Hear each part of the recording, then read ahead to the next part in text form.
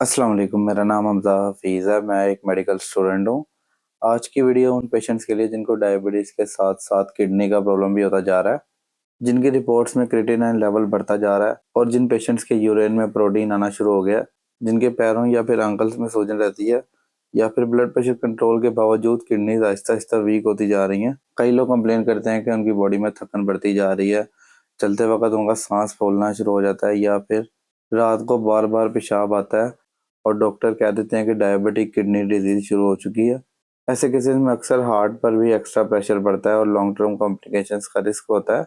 ऐसे केसेज़ के अंदर डॉक्टर एक ख़ास मेडिसिन रेकमेंड करते हैं जिसका नाम है फिनीरॉन, जिसका जो एक्टिव इंग्रीडिएंट है मतलब कि जो मेडिसिन इसके अंदर मौजूद है उसका नाम है फिनीरिनॉन।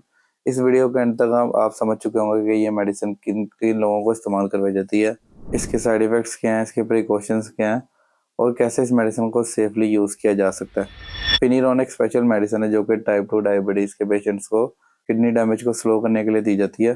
ख़ास तौर पर जब यूरेन के अंदर प्रोटीन आ रहा हो या फिर क्रोनिक किडनी डिजीज़ डेवलप हो रही हो, डॉक्टर इसे किडनी को फर्दर ख़राब होने से बचाने, हार्ट रिलेटेड कॉम्प्लिकेशंस का रिस्क कम करने और डायबिटिक किडनी डिजीज़ के प्रोग्रेशन को कंट्रोल करने के लिए इस्तेमाल करवाते हैं। ये मेडिसिन यूजुअली जो मेडिसिन पहले से चल रही होती हैं बीपी की या फिर डायबिटीज़ की, उसके साथ मेडिसिन ऐड की जाती है। अब सिंपल अल्फाज में समझाया जाए कि ये मेडिसिन हमारी बॉडी के अंदर कैसे काम करती है। डायबिटीज़ और बीपी के लंबे अरसे तक बॉडी के अंदर रहने की वजह से किडनीज़ के अंदर छोटे-छोटे ब्लड वेसल्स और फिल्टर्स पर स्ट्रेस पड़ता रहता है। इसी स्ट्रेस की वजह से बॉडी कुछ हार्मोन्स और केमिकल्स को ज़्यादा बनाना शुरू कर देती है, जो कि इन्फ्लेमेशन पैदा करते हैं। यानी अंदर से सूजन और इरिटेशन जो है, आहिस्ता-आहिस्ता किडनी के हेल्दी टिश्यूज़ को सख्त और डैमेज बना देते हैं। इसी प्रोसेस को मेडिकल लैंग्वेज के अंदर स्केनिंग या फिर फिब्रोसिस कहा जाता है। ये मेडिसिन एक स्पेसिफिक रिसेप्टर को ब्लॉक करती है जिसे मिनरल कोर्टिकोइड रिसेप्टर कहा जाता है। जब ये रिसेप्टर ज्यादा एक्टिव हो जाए तो किडनी और हार्ट के अंदर दोनों में इन्फ्लेमेशन और फिब्रोसिस बढ़ती रहती है। ये मेडिसिन इस रिसेप्टर को कंट्रोल करके इस हार्मफुल प्रोसेस को स्लो करती है, जिससे किडनी के फिल्टर्स पर जो प्रेशर है वो कम पड़ता है और जो उनका डैमेज है वो आहिस्ता आहिस्ता धीमी रफ्तार से आगे बढ़ता है। इसका नतीजा ये होता है कि यूरिन में प्रोटीन आने का प्रोसेस कम हो सकता है, किडनी फंक्शन ज़्यादा अरसे तक स्टेबल रह सकते हैं और हार्ट पर पड़ने वाला जो बर्डन है वो भी कम होता है। यानी ये टैबलेट सिर्फ शुगर कम करने के लिए नहीं होती बल्कि लॉन्ग टर्म किडनी और हार्ट की प्रोटेक्शन के लिए भी दी जाती है, खास तौर पर उन डायबिटिक पेशेंट्स में जहां ऑलरेडी किडनी वीकनेस शुरू हो चुकी हो। अब हम बात करते हैं इस मेडिसिन के साइड इफेक्ट्स के बारे में। तो जैसे हर मेडिसिन के कुछ साइड इफेक्ट्स होते हैं, ऐसे ही कुछ साइड इफेक्ट्स इस मेडिसिन के भी हैं, जिसमें जो नंबर 1 साइड इफेक्ट है वो ये है कि कुछ पेशेंट्स के अंदर इसके इस्तेमाल के बाद पोटेशियम लेवल बढ़ना, उनको चक्कर आना, उनका ब्लड प्रेशर लो होना, थकन या फिर वीकनेस का प्रॉब्लम हो सकता है, डिजीनेस का प्रॉब्लम हो सकता है। अगर इसके इस्तेमाल के बाद चक्कर ज़्यादा आए या फिर मसल में ज़्यादा ही ज़रूरत से ज़्यादा पेन हो या फिर आपको ऐसा महसूस हो कि जो हार्ट बीट है वो इरेगुलर हो गई है, इस तरह का कोई मसला हो तो आपने सबसे पहले अपने डॉक्टर को बताना है ताकि वो उसका कोई ना कोई हल निकाले। इस मेडिसिन को इस्तेमाल करने से पहले बॉडी का जो पोटेशियम लेवल है उसको चेक करवाना और किडनी फंक्शंस का टेस्ट करवाना बहुत ज़रूरी होता है।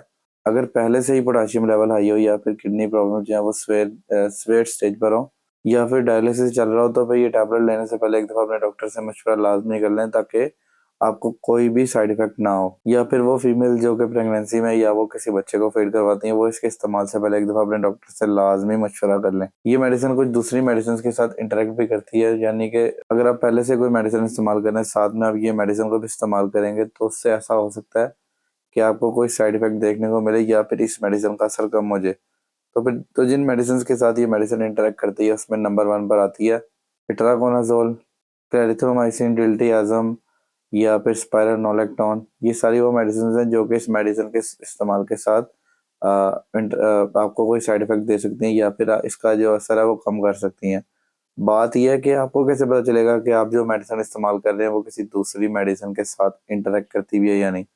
तो इसका सबसे आसान हल ये है कि जब भी आप अपने डॉक्टर के पास जाएं उसको बताएं कि आप पहले कौन कौन सी मेडिसिन इस्तेमाल कर रहे हैं ताकि वो उसके हिसाब से आपको डोज मैनेज करके दे। इस मेडिसिन की जो डोज है वो डॉक्टर हमेशा पेशेंट की किडनी कंडीशन के हिसाब से देता है।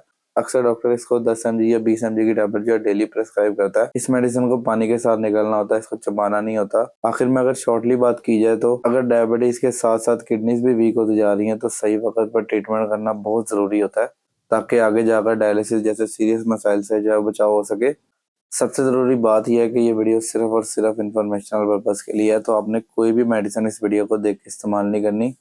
आपने हमेशा अपने डॉक्टर से मशवरा करना है। वीडियो अच्छी लगे तो चैनल को सब्सक्राइब लाजमी कीजिएगा।